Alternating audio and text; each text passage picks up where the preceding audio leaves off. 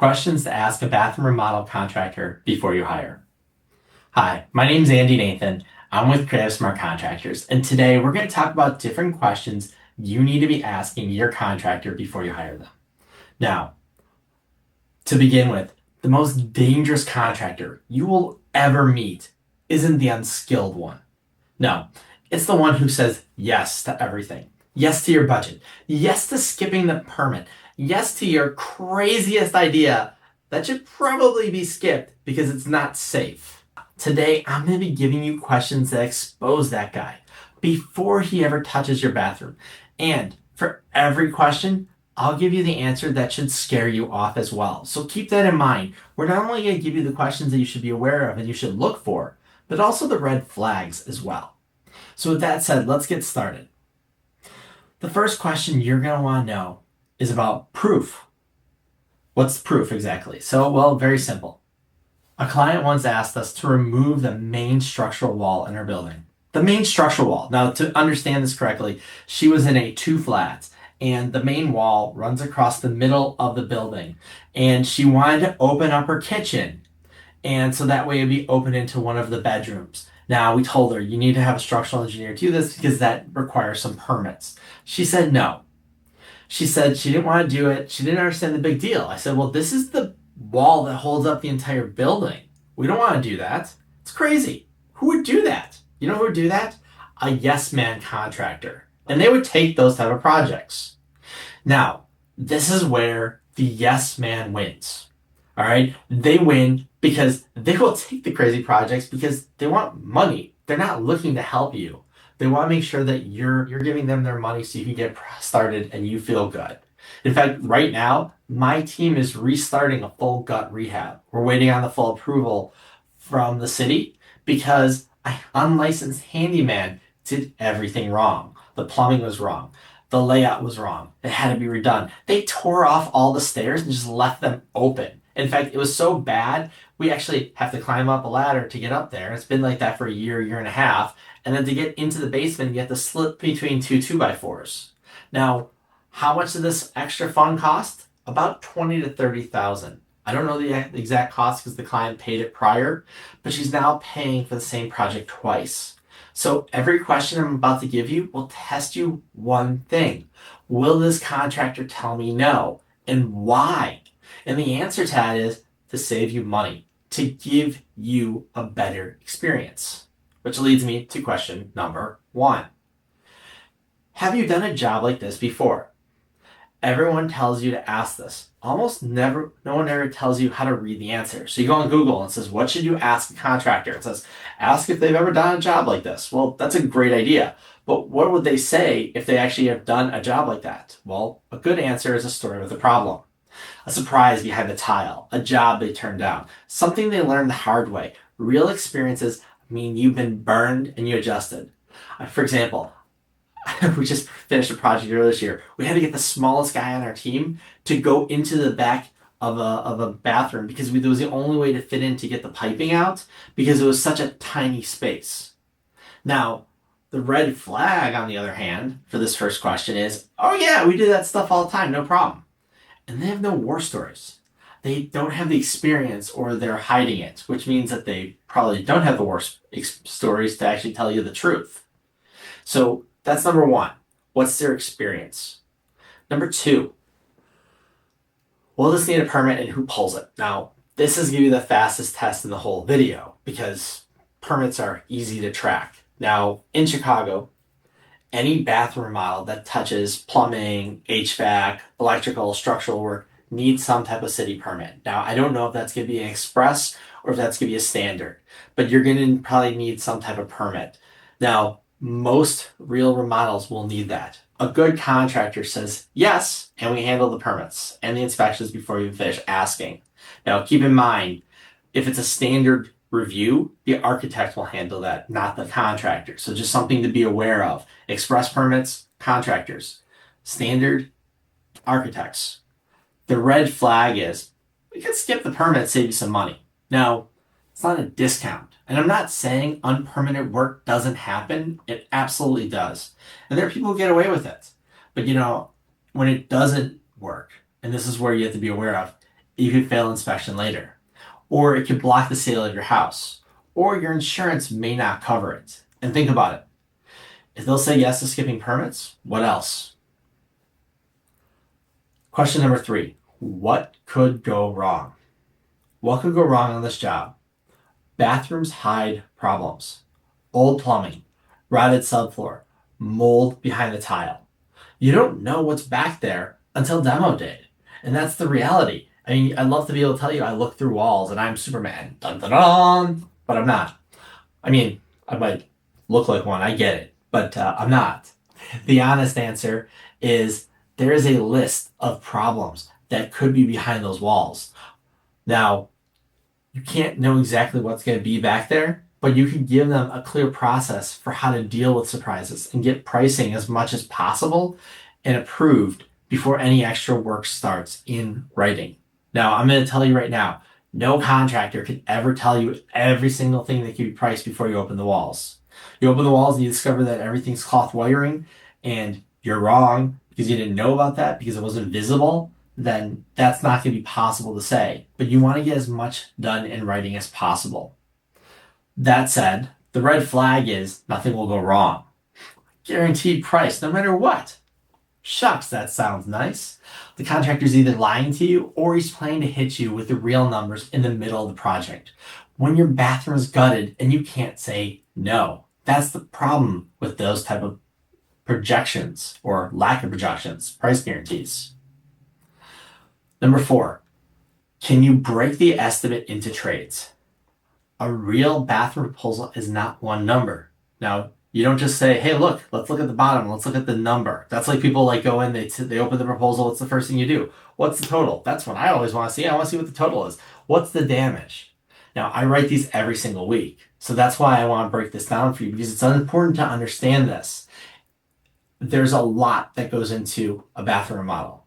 So you want to break down the demo, the plumbing, the electrical, the framing, the drywall, tile, finish work. Whew, it's a lot.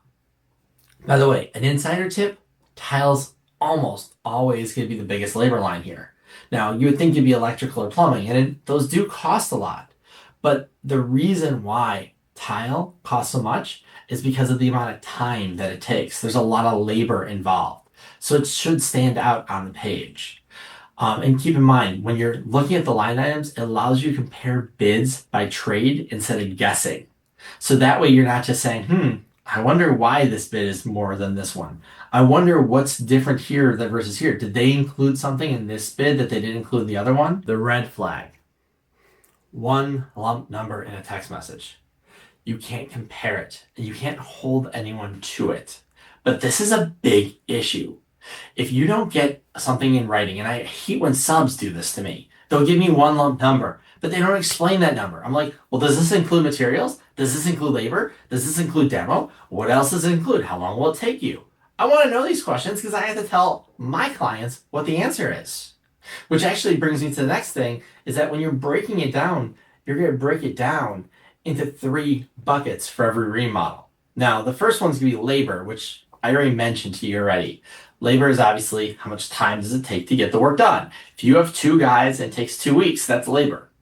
Versus 1 guy, 1 day. Now you have an understanding of why the price might be different here. But there's also rough materials. That's your drywall, cement board, fittings, grout, electrical and plumbing rough. And then you have your finishes like your tile, your vanity, the fixtures, the glass. Some proposals cover labor plus rough materials, and the clients buy the finished materials. Others include everything together. Either way is okay, but as long as they break it down. Not knowing which way, that's wrong. The red flag is when the split isn't in writing. It's okay to do it different ways. It's okay to tell clients, buy the finished materials. We do that all the time because we want clients to buy their own finished materials because we don't know what they want for tile. What you don't want to do is not be clear about the differences in those price. You don't want to be vague in them. And that's where the red flag comes in. 6, don't ask if they're licensed. I mean, bad contractors have ready for that one. Instead, ask for their license number. Did you know you could actually go online and look up their license number? It takes like 2 minutes. 2 minutes. You go to the City of Chicago website for City of Chicago licensed contractors. You can see my license right here. And you go to the building department website and you look it up. It says look it up. And you can do the same in most municipalities around the Chicagoland area. The same point, you can also get information about insurance. Ask them for their certificate of insurance. In fact, most HOAs and lenders will ask anyways for the project, especially if you're doing something like a 203K or you're in an HOA in a big condo building. Just had a conversation with a client this morning about that. I'm like, the first question I asked when she mentioned that she was at 8 Randolph is, what does your HOA require? Because that's a big deal. Had another conversation with the client, and we went through everything the client will need to do and not need to do based on the size of the project. Finally, check out the reviews. I mean, one of the crazy things is that you can just go online and find out today what other clients had to say about your contractor. You don't have to guess. The red flag is, oh yeah, my buddy's license covers it. No. So question 7, and this is the one nobody else is teaching, by the way. What would you tell me not to do? This question is the whole video in one line. I mean, it's that good. All right. It's so good. What would you tell me not to do? Because a good contractor has opinions. And those opinions are probably going to cost him money. Look, I will tell a client, keep your existing layout. You'll save thousands in plumbing and electrical. Thousands. Maybe tens of thousands depending upon what you're doing. I'll tell them to convert a tub to a walk-in shower. It can nearly double the labor versus keeping the tub. But it'll be the honest answer to a tight budget is refinishing a tub for a few $100 instead of replacing it. That's money out of my pocket, but it's the truth anyways. Because you realize by tiling a shower, we make a lot more money than just refinishing it. But we do that all the time with clients. The red flag, by the way, is they love every idea that you have. Remember we talked about the yes man. If they propose something and don't get pushback, you're not talking to a professional. You're talking to a salesman.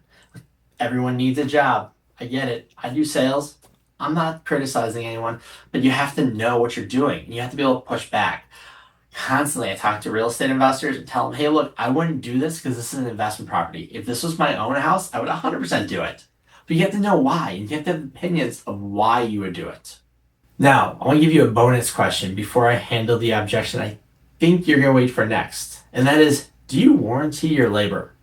This is the question that it is so good to get in writing. Now, we put a 3-year labor warranty on our remodeling work. On paper, in the contract. All right, we don't just say, hey, yeah, we have a 3-year warranty. We actually put it down. This is so good because you'll understand what a warranty is. Everyone knows what a warranty is. We all know, hey, this is where you warranty your work. You stand behind your work. In fact, the red flag here is people say, yeah, we stand behind your work, and they don't put it on paper. Putting it on paper means it's a written warranty, and that's the beauty of this, because you want to make sure you're standing behind what you're doing. Now, final thing is, I have an idea. I feel like I know what your next objection is going to be. And this is the objection that everyone has. But the contractor who said yes to everything also had the cheapest bid. No kidding. Of course he did. The bid skips permits, engineers, line items. It's always cheaper on paper when you just put something in the cloud and just say, this is the number. And then go back later on and say, oh, oops, I was wrong. Of course I could do that. Anyone could do that. You could do that. Your grandmother could do that. Your grandmother's grandmother could do that. But that bid that we talked about before, remember that gut rehab I mentioned before? That cheap bid from a handyman for a gut rehab turned into a $20,000 to $30,000 do-over. Plus over a year of waiting and waiting with an open stairwell and a bad plan. Now we're actually finally getting somewhere, but it took a year to get there. Over a year. So the cheapest bid and the lowest cost are not the same thing. I just want to be very clear. Just because you're getting a cheap bid doesn't mean you're spending less. All right. This is something that you will say, well, Andy, you're double their price, or you have more than them on this. Okay, cool. How many times do you get to redo this? How much do you get to babysit that contractor? That happens a lot. You want professionals who know what they're doing so you don't have to redo it over. That's going to be the savings. That's going to be the cost savings. So the final thing that we want to talk about today is here's the rule in one line. Don't hire contractors with the best answers. Hire ones who are going to tell you no. If a contractor pushes back on your ideas, don't take it as an obstacle. This might be the first honest thing anyone's told you about your project. In fact, just because they're saying no doesn't mean that they don't want to help you. It just means that they don't see the way you're doing it as something that will help you. So at Creative Smart Contractors, we are a licensed contractor here in Chicago. And if you're planning a bathroom remodel, we will tell you no for free. There you go. How often do you get no told to you for free? You could schedule a free estimate. The link is right here in the description. Take a look, and before you go, drop a comment. What's the worst thing a contractor ever said yes to you for? See you on the next one. That said, I look forward to your comments. Thank you so much for those who are scheduling a free estimate. Again, this is Andy Nathan, Creative Smart Contractors. Have a great day and a better week.